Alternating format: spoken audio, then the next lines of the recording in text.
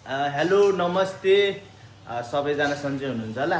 आज हाम्रो छुट्टीको दिनमा एउटा आज विशेष परिकार बनिरहेछ। हाम्रो सेफ हुनुहुन्छ सुनिल दाई। यहाँ हामी परिकारहरू देखाउनेछौँ। यहाँ दुध उम्लिरहेछ। यो के हो दाई? यहाँ चाहिँ हामीले गाजरको हलुवा बनाउँदैछौँ अहिले। आज बिदाको दिनलाई सदुपयोग गरेर गाजरको हलुवा खाउँ भनेर हामीले गाजरको हलुवा बनाउँदैछौँ। यहाँ किसमिस छ होइन। त्यसपछि अब हामीले यो दुधलाई यहाँ मिक्स गर्छौँ।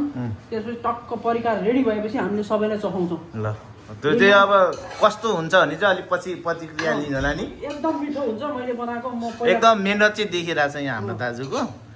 टक्क लाएर यो के हो हेर्न सक्नुहुन्छ। यो गाजर हो। कति मिनेट हामीले घिउमा भुटिरहेछौँ। लगभग 1 घन्टा जति भयो भुट्न थालेको। अब यो लगभग अझै पनि 1 घन्टा जति लाग्न सक्छ। त्यो पुरै परिकार कति टाइम हो यो सबै? अब अझै पनि 1 घन्टामा चाहिँ एकदमै टेस्टी हुन्छ। एकदम मिठो हुन्छ।